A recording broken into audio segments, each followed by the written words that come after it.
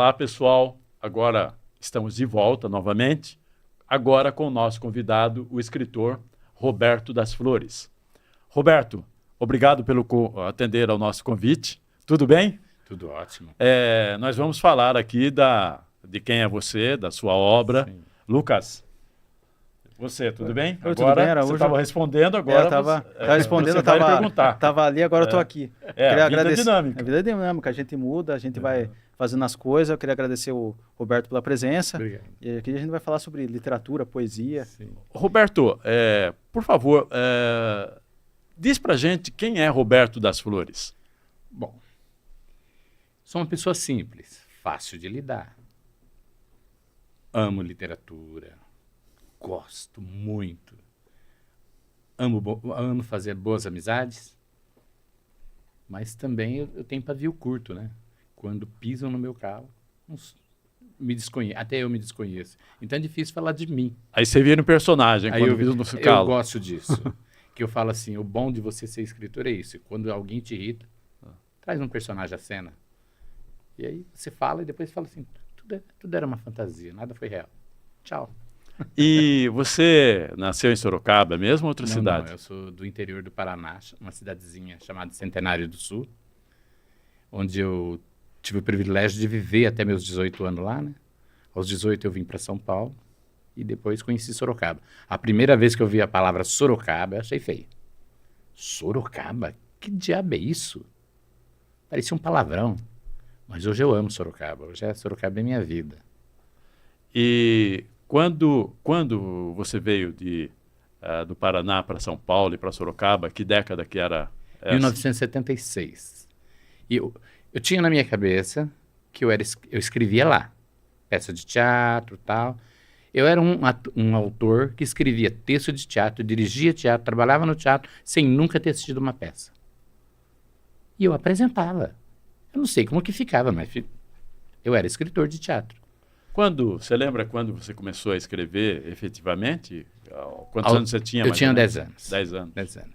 Eu vivia com a minha 10ª madrasta, que no Bendito Entre as Mulheres eu falo sobre isso. Minha madrasta, ela era muito violenta. E ela me via escrevendo, ela nunca perguntou o que eu escrevia. Eu também nunca tive vontade de falar. E naquele dia, o filho dela estava brincando na cozinha e eu estava na copa escrevendo um texto. Era para mim uma peça de teatro, né? Aí ela perguntou pro filho dela, quer ser o quê quando crescer?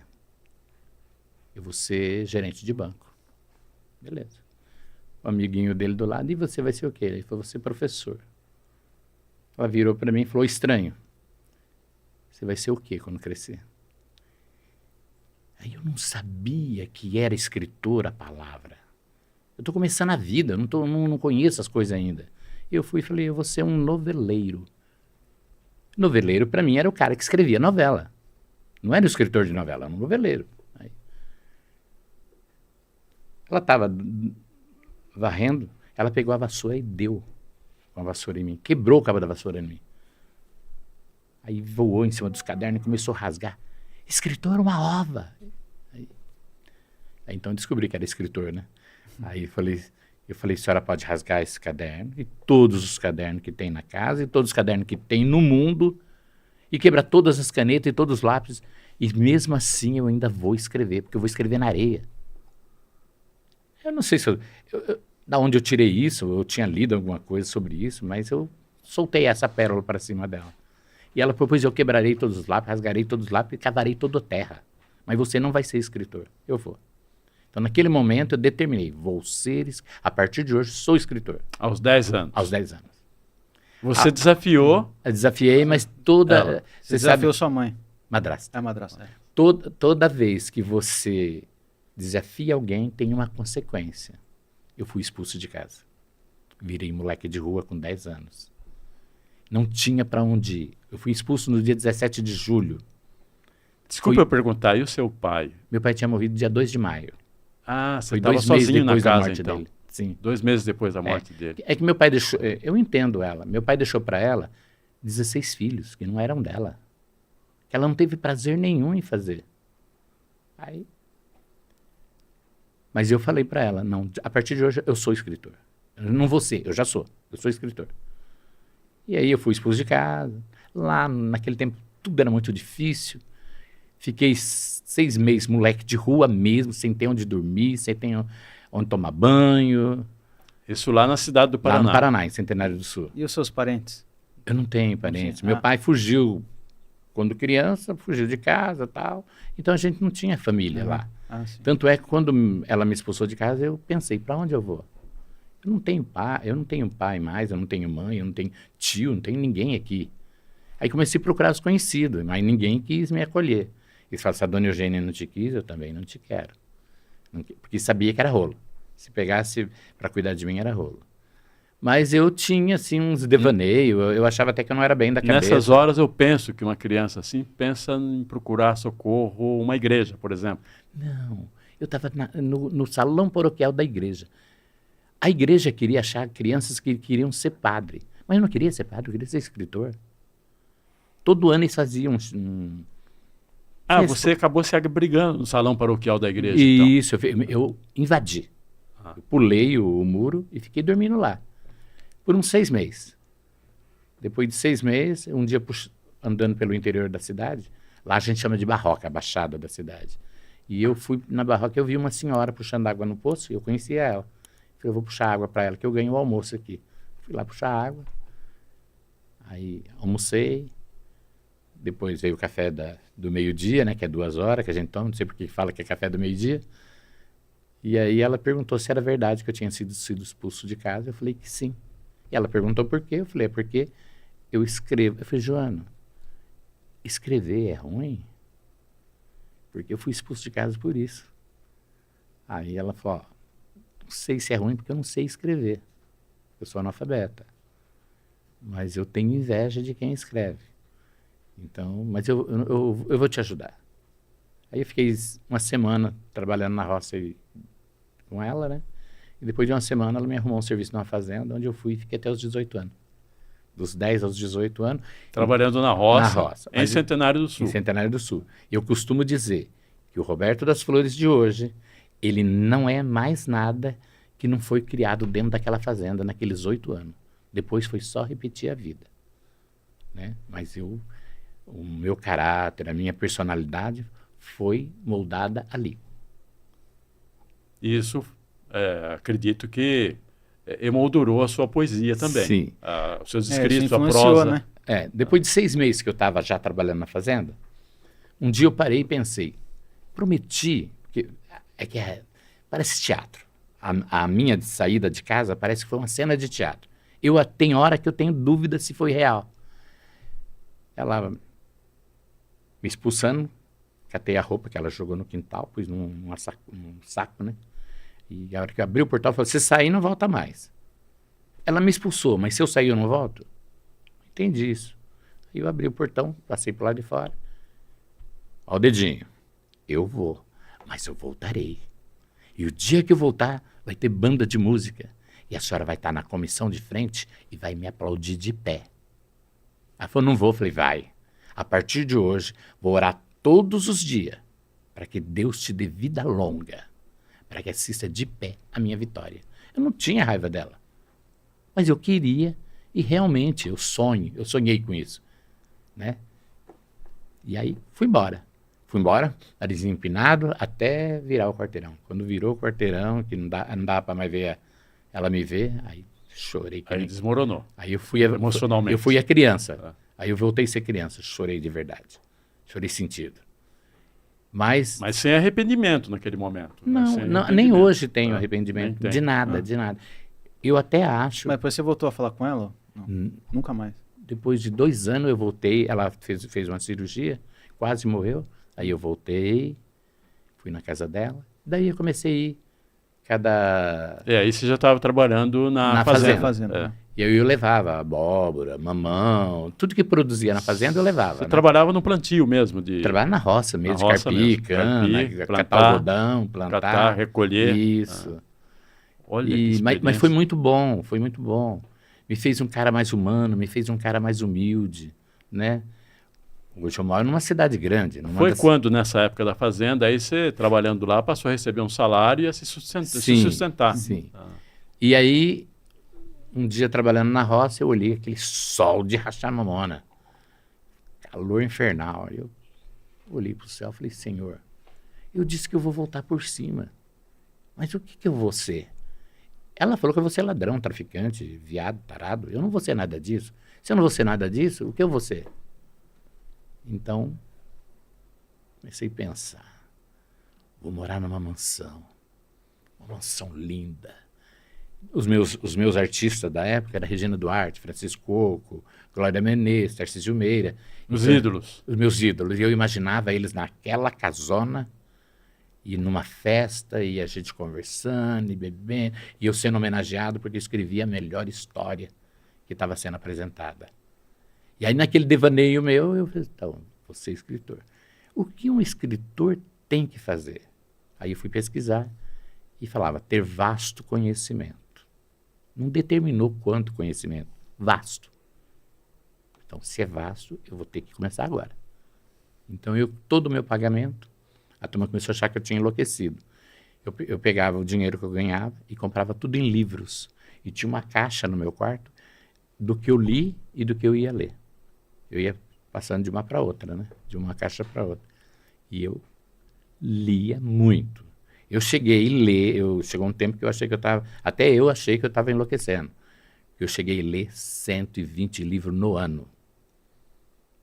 É bastante. É. Nossa. Eu peguei como meta ler um por dia. E eram, não eram os clássicos de língua portuguesa? Não, aí é de A a Z, não importa. Mas você tinha uma meta assim, vou ler esse livro, em uma semana eu vou ler esse livro, depois eu vou ler outro? Você tinha metas assim ou você ia ler? Não era assim.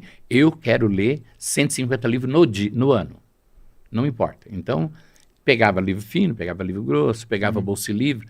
Então, eu sou eclético até hoje. Uma vez fui dar uma entrevista no Cruzeiro do Sul, e a menina se decepcionou comigo, porque eu estava falando, eu leio, ela falou, você lê, leio muito. Você lê o quê? Stanislavski, Grotowski. Aí ela, então você gosta de teatro. Eu adoro teatro.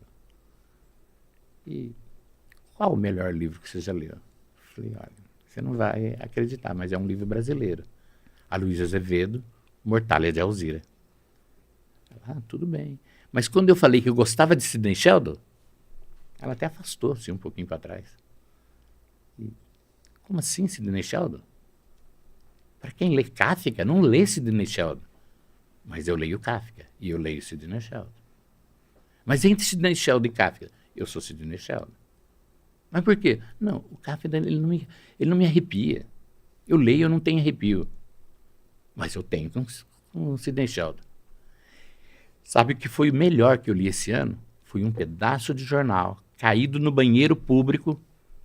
E eu estou no banheiro e olho assim para o chão e vejo que era um conto, uma historinha. E eu agachei ali e fiquei lendo. Eu não ia pegar aquele pedaço de jornal, porque devia ter urina e tal, né? Mas tá no meio da água, né? E eu li o jornal. E aí levantei dali me sentindo, eu li a coisa mais linda do mundo, eu li agora, né? E não sei quem era o autor, mas foi um pedaço de jornal. Anônimo. Um jornal, um pedaço de jornal qualquer. Então, aí eu faço assim, a arte não tem estilo. Para mim, assim, a sensibilidade, ela vem. Ah, não, ele é clássico, ele é romântico, não sei. Não, ele tem talento, é um dom e vem, não importa qual a linha que você segue. Sabe, você descrevendo esse livro, esse conto que você leu numa folha de jornal no chão, lembrei do Voltaire de Souza, que tinha um espaço diário, ou quase diário, no jornal antigo, não existe mais, Notícias Populares, onde ele contava histórias assim, populares do dia a dia. Sim. E eram histórias saborosas. E eu, que era leitor diário do Notícias Populares, eu não perdi essas histórias. Então, você leu aí, eram fantásticas. Tem uma mensagem aqui no YouTube, ó. Leandro Amaral, jornalista, boa tarde. Valeu pelo comentário, Leandro. Isso aqui é um recurso novo aqui, a gente não tinha isso aqui. Agora legal, né? Agora aparece na TV aqui. Sim. Obrigado, Leandro. Obrigado, Leandro.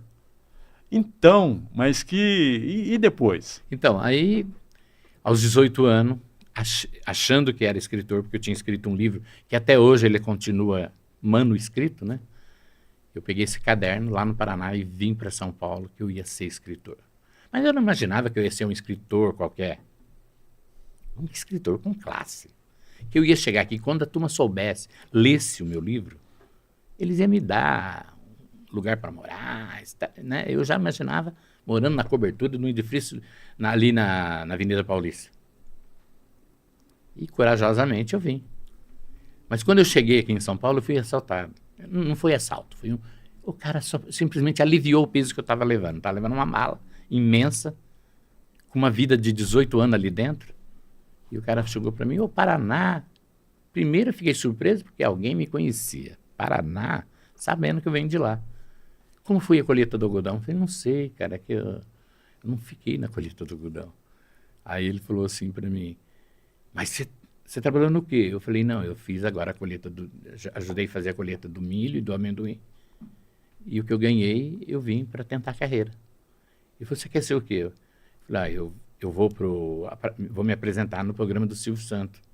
Que, na verdade, nessa época já era o Moacir Franco, que revelou Isis Kodowski, Nívia Maria. Um programa, eu tinha me inscrito, mandei uma carta e eles mandaram eu vir.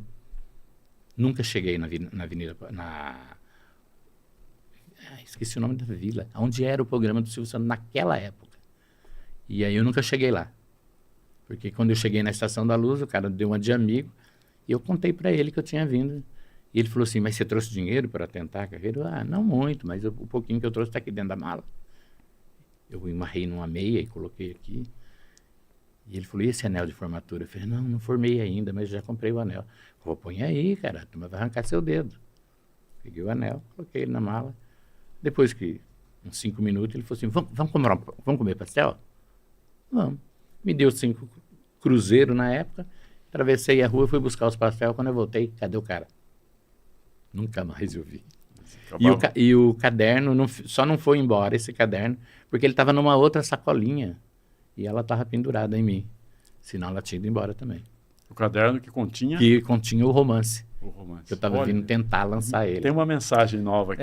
No YouTube aqui, ó, temos 2 perguntas. O canal 7 Vídeo. Valeu, canal, pela mensagem. Ele pergunta assim, ó, como você desenvolve suas ideias para os livros? Existe um processo específico que segue ou algo mais intuitivo? Olha, no meu caso, eu tenho uma carência, uma angústia. Eu falo que é um vazio dentro de mim. E eu tento preencher escrevendo. Então eu escrevo todos os dias. Até alguém já disse que é mentira, que eu não escrevo todos os dias. Eu falo, mas é todos os dias. E eu escrevo todos os dias e eu não sei o que eu vou escrever. Então eu sento, pego e começo a escrever. Às vezes coloco o título, às vezes não. Às vezes o título vem depois que eu vou ler o que eu escrevi e tiro o título dali. Geralmente vem depois o título, Sim, né? mas geralmente eu começo com o título. Tá. E eu escrevo o título e... A partir do título você tem aquela inspiração para escrever o texto. Quando eu ia escrever O Bendito Entre as Mulheres, eu pensei que eu ia escrever sobre meu pai. Então o personagem Francisco, ele é baseado em uma pessoa real, meu pai. Sim. Meu pai teve 10 mulheres, então o Francisco na história tem 5. Mas meu pai teve 10. Nossa.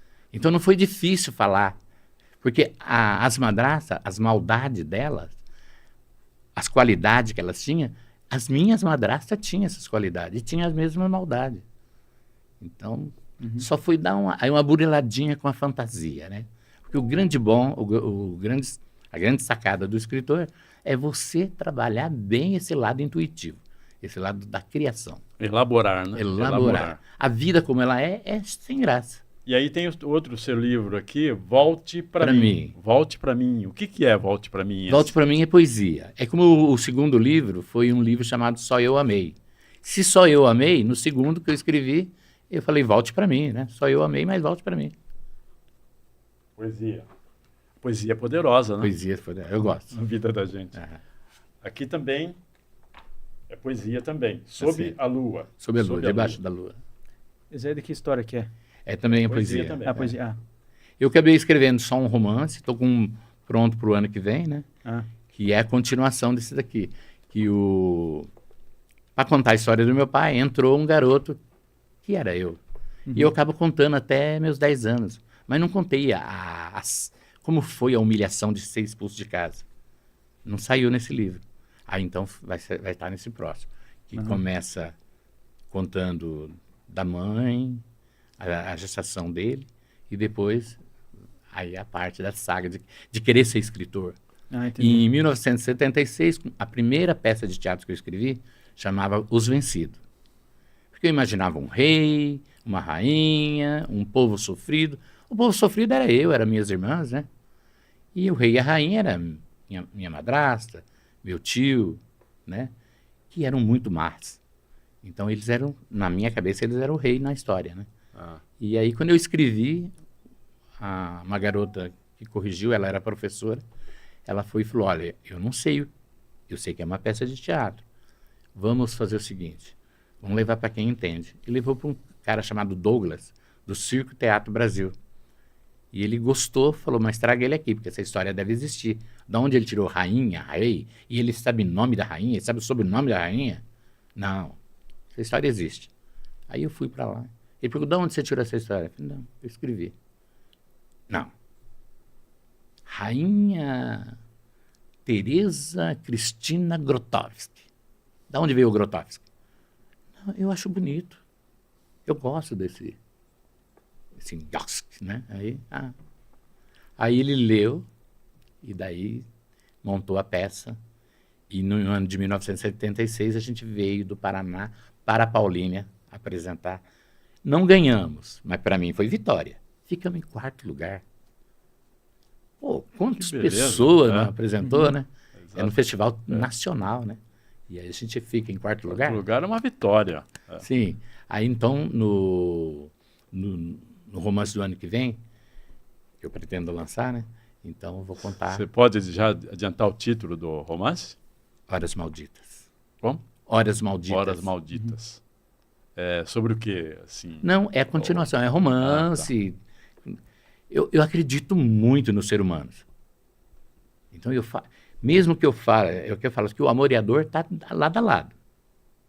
O amor e o ódio também. Sim. Aqui está Nas Garras do Destino. Esse aqui é uma novela ou são contos? Não, são contos.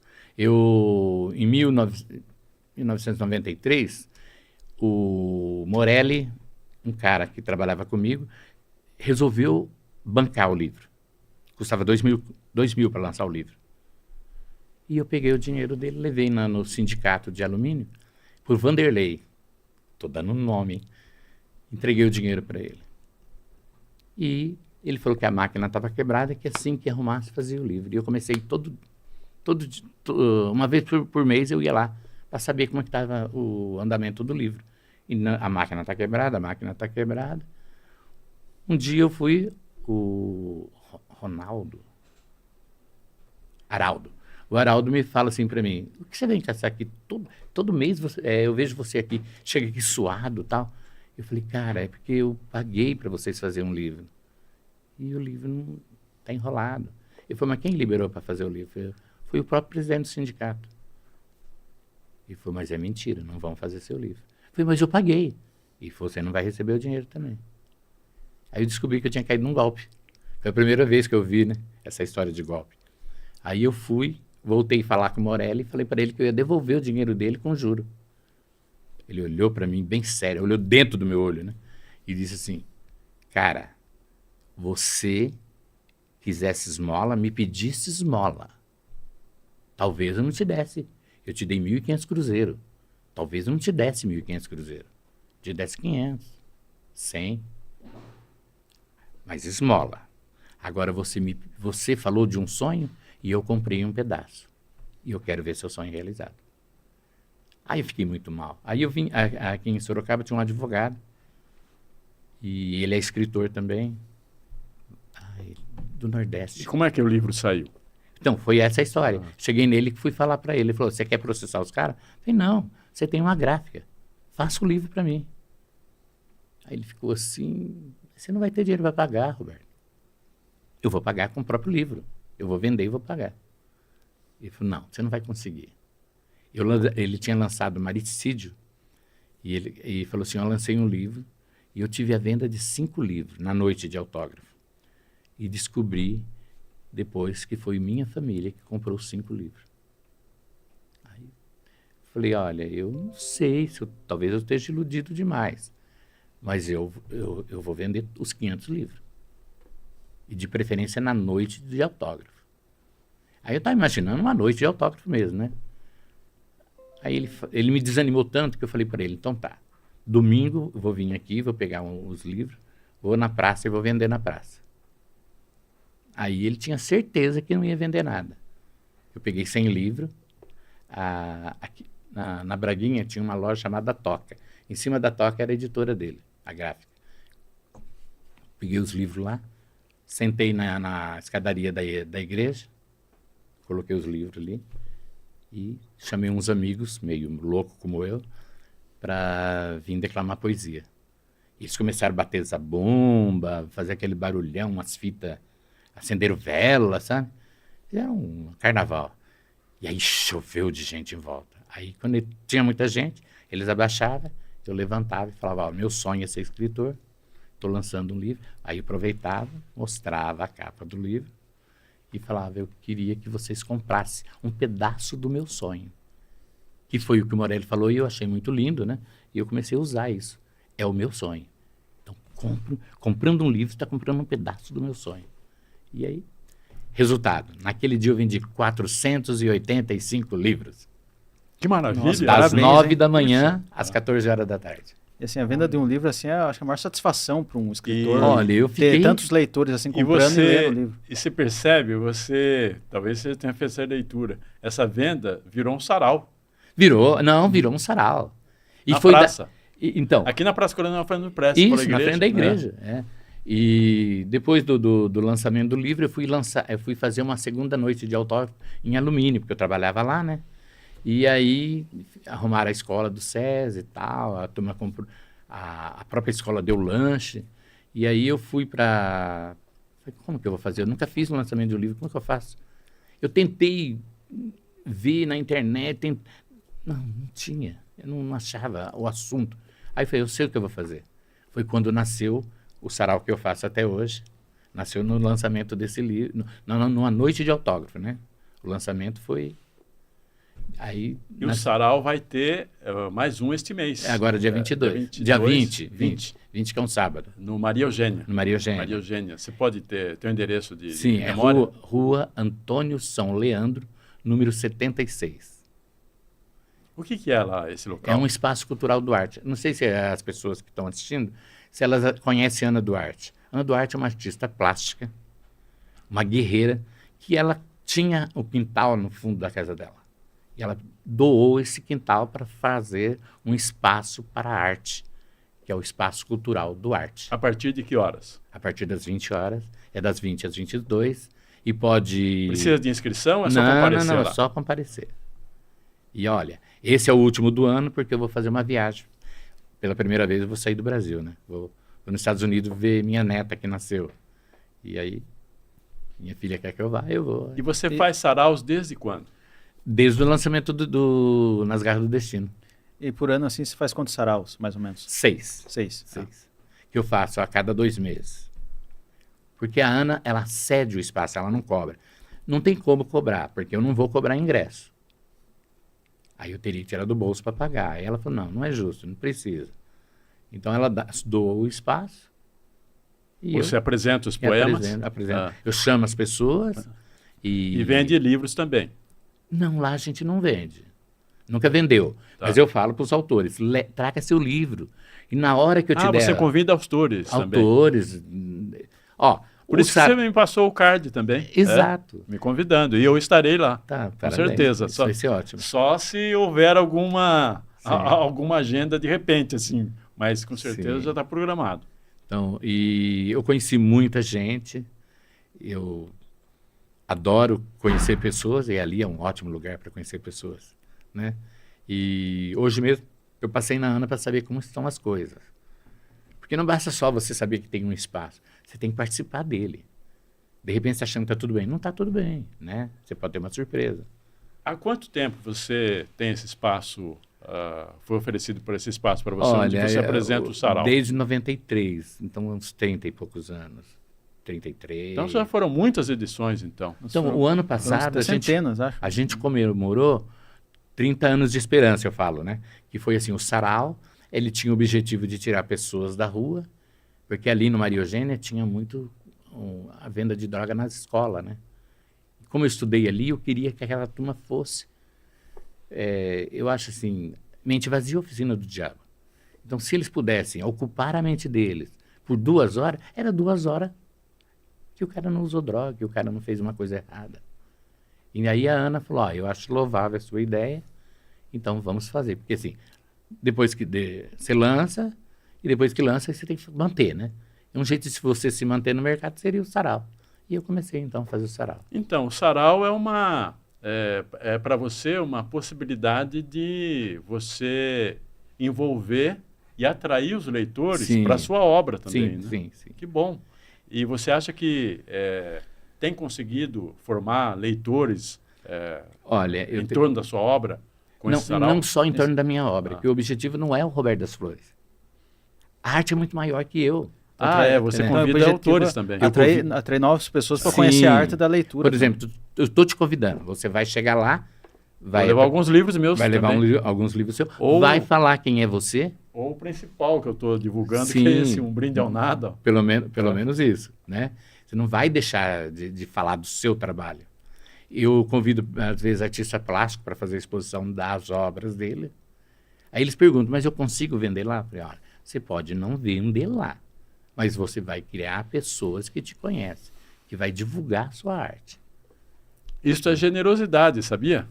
Isso é muita generosidade, que nem sempre sempre acontece. Não, eu acho que nós vivemos muito isolados, né? Apesar de eu fazer o sarau, muita gente não me conhece. Porque eu achei que, quando eu fiz teatro com o Gil, que era para me divulgar, eu achei que ali eu queimei meu filme, porque muita gente não me convida para fazer teatro porque eu trabalhei com o Roberto Gil. Posso convidar um escritor também? Claro. Val Rocha, autor de Noia Biluz e a Curadora dos Cabelos Vermelhos. Sim. Que nós fizemos um lançamento duplo juntos. Legal. Então vou convidá-lo também para esse sarau, tá bom? O sarau, ele está aberto ao público, né? E eu falo, você escreve? Não escreve. Vai. Você vai gostar. E talvez daqui a um tempo você vai estar escrevendo. Eu tive um privilégio quando estava no meu segundo livro, que era o Só Eu Amei, e eu fui na escola Maria Eugênia para falar do meu livro. Aí então a escola me chamou como o escritor que ia falar da obra dele, né? Eu estava no meu segundo livro, não tinha quase nada para falar de obra, mas eu tinha como falar, porque a minha madrasta falou, você não é nada, você é lixo. E eu ainda vou te ver na rua, deitado na calçada, coberto com as folhas. Não era folha de jornal, não, folha de mato mesmo, né? E houve um momento, anos depois, tempos depois, em que ela assistiu a uma apresentação sua. Sim, foi e como que foi isso? Sob a Lua, eu lancei aqui em Sorocaba. Ela, eu digo, a madrasta. Sim. Aí eu fiquei assim, não pode parar por aqui. Para quem diz que quer abraçar o mundo, eu estou abraçando nada. Eu nem abri os braços ainda, né? Mas se eu for até Centenário e fazer o lançamento do livro lá, eu abri um pouco os braços. Na cidade de Centenário do Sul, no Paraná. Aí liguei para o secretário da Cultura e falei para ele que queria lançar o livro, que eu era filho da terra e queria lançar um livro lá. Nunca vi falar. Ele falou, eu sou o Roberto das Flores, contei para ele. Eu fiz um grupo de teatro aí por vários anos. Aí ele foi pesquisar e descobriu quem era eu. Ele ligou para mim e falou, olha, vamos fazer a noite de autógrafo. Só que você não pode vender o livro aqui. Eu falei, mas aí, como que eu vou fazer então? Ele falou, não, fazemos o evento no teatro, aí você sai para fora e lança o seu livro na calçada. Falei, tudo bem, eu aceito. E aí, não sabia como ia ser. Eu fui 2 dias antes, cheguei lá 2 dias antes, Eu fui dar uma entrevista na rádio e eu contei que eu fui expulso de casa, tal. Ele resolveu fazer um documentário sobre mim. Aí eu fui passei 2 dias filmando. E à noite fomos, depois no dia 26, fomos fazer o lançamento do livro. Quando eu fui na casa da minha madrasta, eu falei para ela, eu vim para lançar o livro. Ela falou, eu não vou. Eu não vim lançar o livro para a senhora. Né? Aí tudo bem. Mas se a senhora quiser, eu estarei lá. E aí, quando foi no outro dia, no dia do lançamento, meu irmão falou assim, pô, Roberto, eu estou 2 dias esperando você. Eu estou aqui desde sexta-feira. Obrigado. Obrigado pelo apoio. Né? Aí ele foi e falou assim, todo mundo vai, a mamãe vai. Ela não vai, ela falou para mim que não. Ela vai, ela comprou até roupa. Então vai. A madrasta. A madrasta. E quando deu a noite, ela estava marcada para as 19h30, às 19h20 a velha se materializou. Apareceu, aí desceu. Eu tenho fotos. Eu nunca vou esquecer. A melhor foto é aquela que não tira, fica na sua cabeça. Ver ela descendo aquela rampa para chegar até a frente do teatro. Cara, eu senti, parecia que ia sair de dentro de mim, o coração ia explodir. E ela veio, ficou parada ali perto das cadeiras, né? E aí o prefeito fala, o vereador fala, todo mundo quer tirar foto do lado do autor, né? Aí, dali a pouco, eu fui e fiquei do lado dela.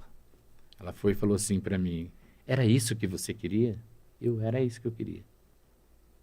Você está feliz? Muito feliz.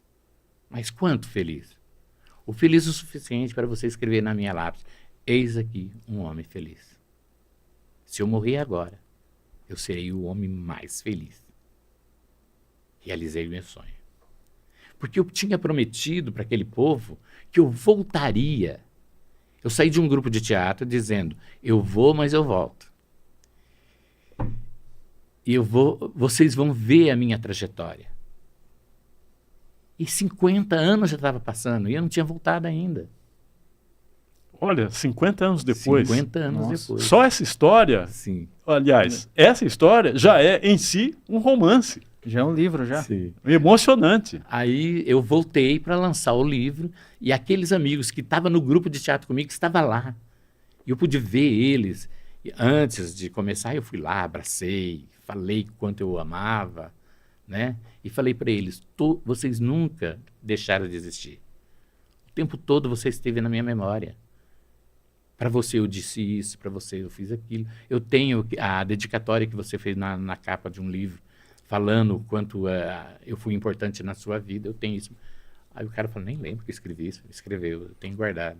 Você foi uma lição de humanidade, de literatura, de sensibilidade para sua madrasta. Sim. Aí, quando ela puxou meu dedo e aí, você tá feliz? Tô. Na hora que a gente estava discutindo, ela falou, não vou estar presente no lançamento do seu livro, porque eu vou morrer antes. E eu disse para ela, vou orar todos os dias da minha vida. Mas a senhora vai estar presente no dia do meu sucesso. Isso eu disse quando foi expulso de casa. De casa. Aí 50 anos depois, ela estava lá. E tudo que eu falei aconteceu. Araújo, foi a coisa mais linda. Teve banda de música. Na hora que a banda de música... você disse que ia eu ter falei banda para de ela, música. vai ter banda de música, mas eu não tinha a mínima noção como fazer uma banda de música vir até mim. As voltas que o mundo dá. As voltas que o mundo dá. E aí ela estava lá, a banda de música tocou, tal, todo mundo aplaudiu, ela estava ali. E eu falei, vai me aplaudir de pé. Ela estava de bengala, mas estava de pé. Do meu lado. Aí Te aplaudiu. Te aplaudiu. Aí ela foi, pegou no meu dedo, puxou, eu falei. Ela falou, então depois nós temos que conversar. Eu falei, então vamos conversar. Você pensa em escrever essa história? Não. A minha história, ela é muito dolorida. É muita dor, cara.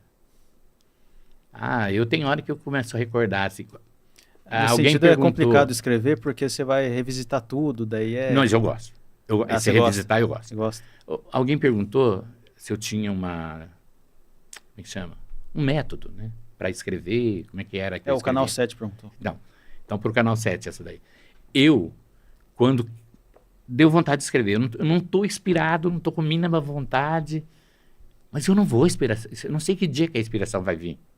E se ela vai vir, eu vou estar pronto para escrever. De repente ela pode vir, eu não posso escrever naquela hora. Então eu tenho que fazer com que ela venha até mim, na hora que eu preciso. E aí nada melhor que dar uma viagem no passado.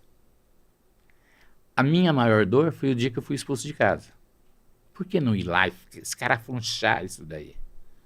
O que aconteceu naquele dia? Como foi que eu levantei pela manhã? Como foi que eu ouvi a dona Eugênia falando para o filho dela, provoque ele, porque ele vai reagir e nós vamos expulsar ele de casa? Eu ouvi, eu podia fingir que não ouvi, fazer tudo certinho para tudo ficar bem. Ele provocar, eu não entrar na dele. Mas ele foi provocar, quando ele provocava a mim, eu não liguei. Mas quando ele provocou minha irmã, eu reagi. Né? Então, E quando você fazia teatro, você fazia o roteiro e atuava também? Ou... Isso. Atuava também? Atuava também. Eu fui diretor do Grupo Âncora por 25 anos. Ó, que legal. Foi muito bom. O grupo Âncora era o grupo de teatro. Teatro. E eu fazia um teatro didático, que era trabalhar para funcionários de empresas. Existe uma coisa que a gente não comenta muito, mas é uma vergonha para o Brasil, é que nós somos o país que mais mata em acidente de trabalho. Eu sou técnico de segurança do trabalho. Uhum. Então, nós somos o país número 1 no mundo. Aí você vai falar para mim, não, Roberto, está errado, é a China. Vê quanto é o público ativo de lá e quanto é o público ativo do Brasil. E você vai ver que o Brasil está em primeiro lugar. Sim. Proporcionalmente. Sim, proporcionalmente. Sim. E eu não acho justo um pai de família, um filho de família, sair da sua casa para o trabalho e deixar a vida lá. Meu pai morreu num acidente de trabalho. Eu não queria isso para mim, para ninguém. Na roça? Meu pai morreu afogado. Afogado. Ele foi chamar a Barça, foi nadando. Em vez de voltar na Barça, voltou nadando e acabou morrendo afogado. Ele foi chamar a? Balsa. Balsa. Atravessar os boia fria para o outro lado. Nossa, em vez de voltar, ele voltou nadando também. Voltou nadando. E aí, quando estava chegando perto, ele afundou. A turma achou que ele estava brincando. Não, ele estava se despedindo mesmo, foi embora. Nossa. Por que ele não voltou na balsa? Se sabe por quê? Não, é porque era a hora dele morrer mesmo. A morte queria uma desculpa. Então, e aí isso decretou a sua infelicidade, sim. Porque quando ela tratou você assim, eu perguntei do seu pai, eu não sabia desse episódio. Então a morte do seu pai também te deixou desamparo, né? Sim. Deixou esse desamparo. Existem momentos, às vezes eu estou em casa, não tem ninguém.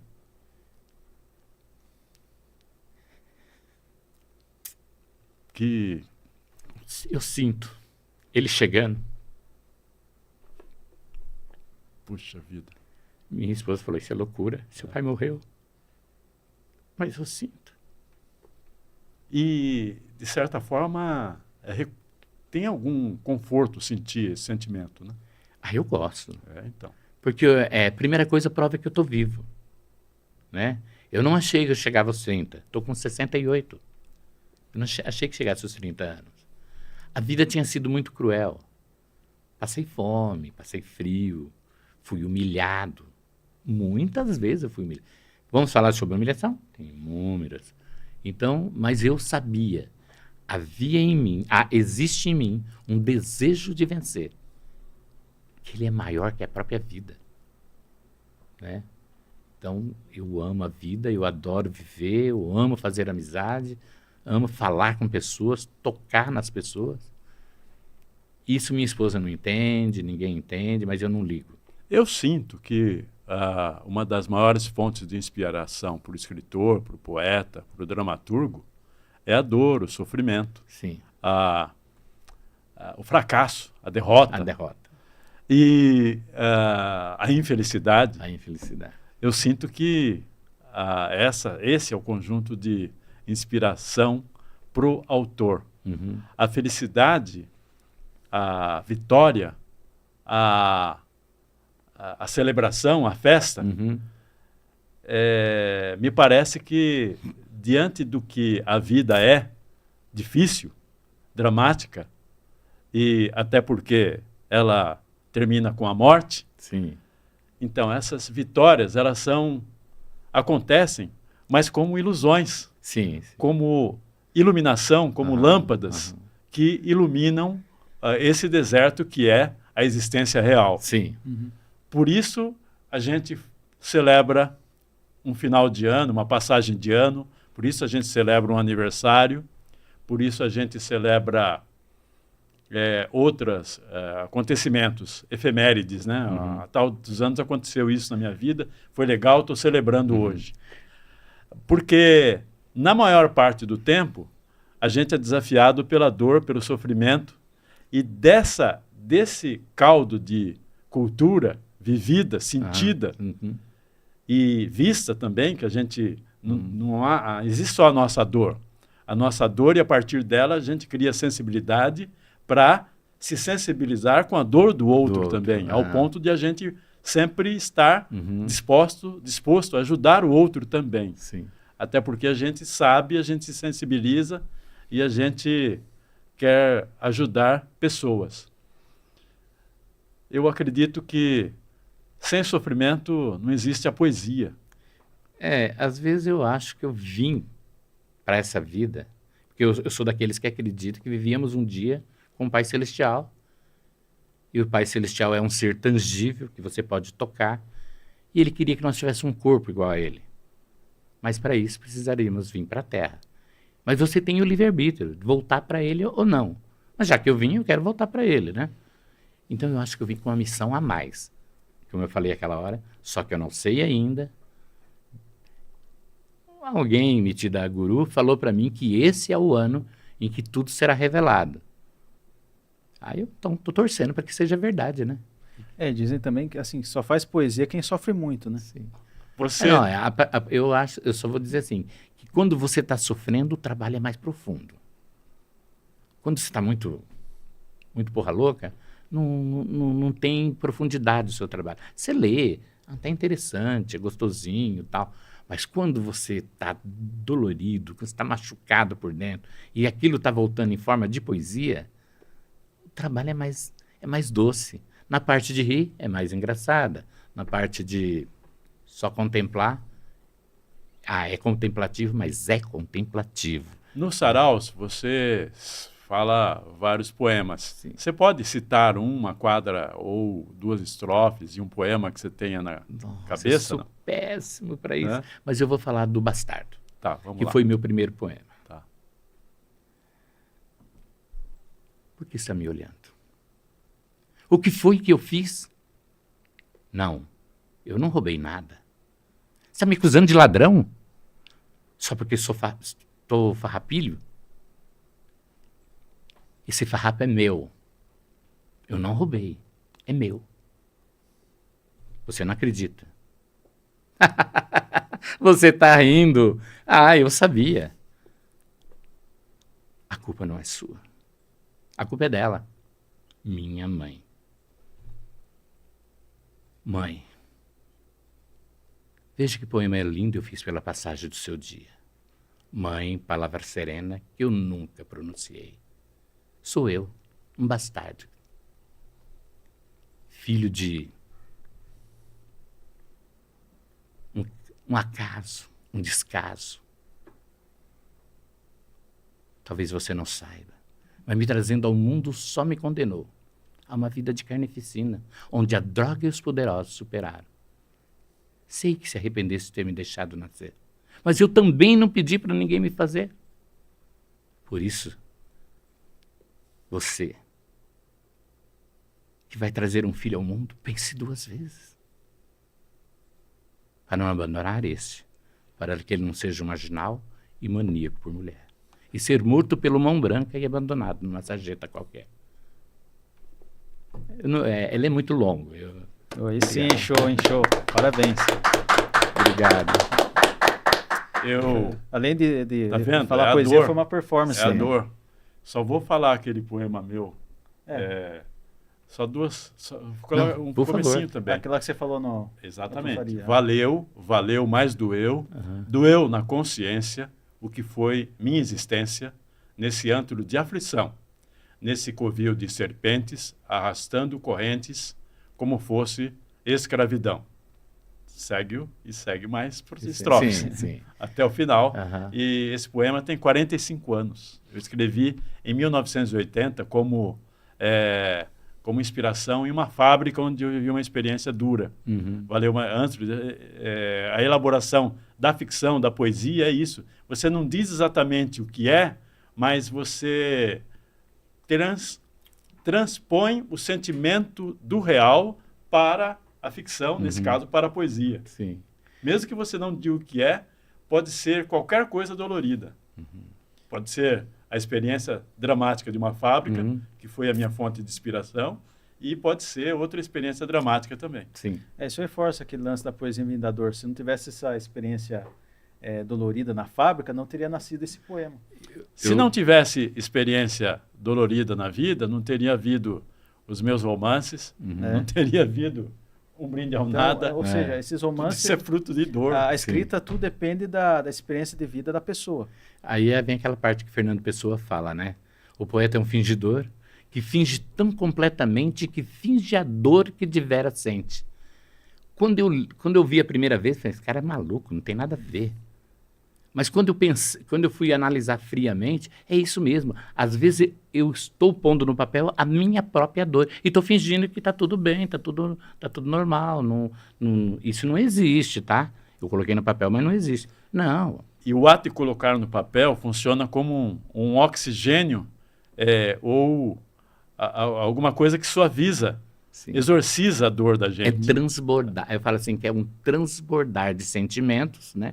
E é onde você recheia ali, vai dando pinceladas de dor, de amargura, de desengano, você vai pondo no meio. É hora de você lavar. Ó, poesia não mata a minha vontade de escrever. Eu escrevo todos os dias e todo dia quero escrever. O romance, sim. Romance eu escrevo ele durante 3 meses. É o período que eu gasto para fazer o romance, 300 páginas. E depois que eu terminar de escrever, eu vou envelopar, para abrir ele daqui a 1 ano, e durante 6 meses eu não tenho vontade de escrever nada. Eu estou vazio, estou completamente vazio. Mas aí vai voltando, as emoções vêm vindo, aí um dia transborda e volta a escrever. Desculpa, porque a experiência do romance era tão intensa, tão desgastante emocionalmente e criativamente, que quando você acaba de escrever, você se sente como se tivesse transportado um monte de terra de um lugar para o outro. Você está cansado, entendeu? Aí você está numa situação de esgotamento emocional e criativo. Aí você tem que se dar um período sabático para se recuperar. Eu, quando terminei o Bendito Entre as Mulheres, pensei, acho que nunca mais eu vou ser escritor. Não estou escrevendo nada. E passou 1 mês, 2, 3. Um dia amanheci, apareceu uma ideia. Ai, tá voltando. E aí, voltou de novo. Quando eu fui fazer o Horas Maldita, de novo. Só que como o Horas Maldita, ele ficou tão doloroso que chegou uma hora que começou a doer. Em mim, já estava doendo em mim. Eu terminei o romance, eu estava acabado. Parece que eu vivi toda a minha vida de novo. Né? E aí eu falei, não, então tá na hora de dar um tempinho. Envelopei, guardei. E aí aquele período que você não escreve nada, você fica pensando na vida, nas futilidades. Aí você pega, olhando para a lua, sem pensar em nada, mas olhando para a lua, olhando para o céu. E aí depois volta. Ou seja, literatura é vida. É vida. E escrever também é viver. Viu? Roberto das Flores. Passar a vida limpa, né? Nós chegamos a...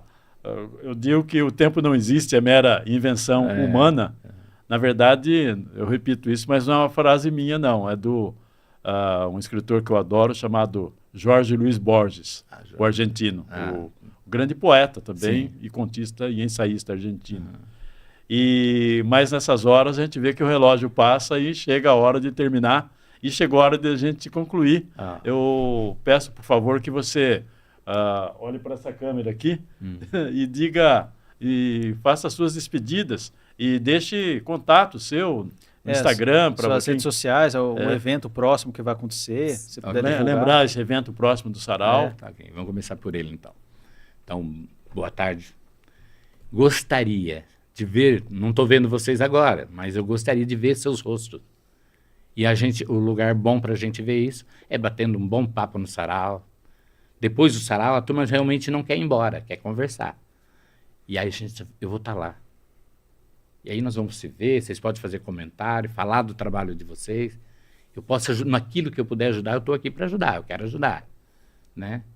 E, olha, primeiro, nós somos humanos. Erramos, sim. Pecamos, sim. Mas sabemos que erramos, sabemos que pecamos e estamos prontos a consertar para poder errar de novo. É como cair e levantar. Você cai, levanta e segue. Importa a queda? Não. Importa que você levantou e seguiu. Então, errar é isso. Às vezes eu erro, né? Erro porque sou humano. Se eu fosse uma máquina, eu não ia errar.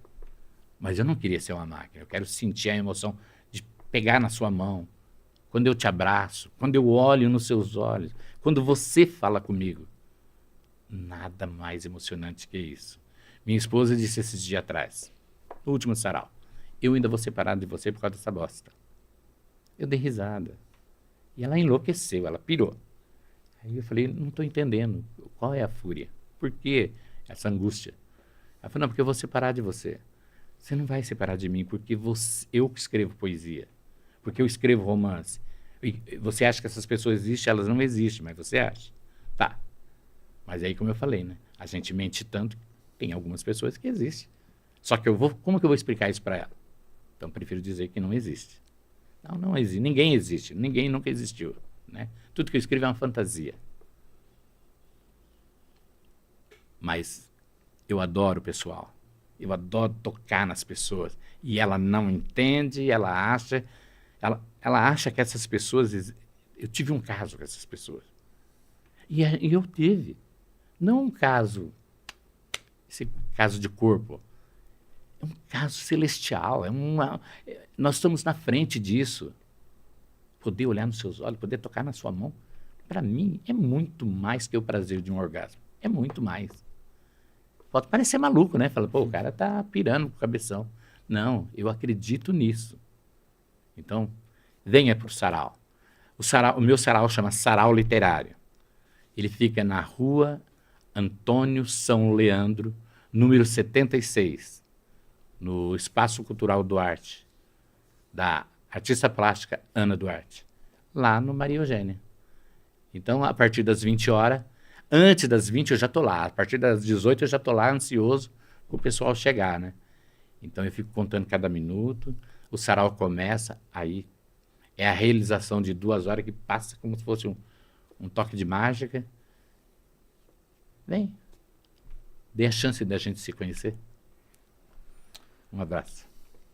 Que legal.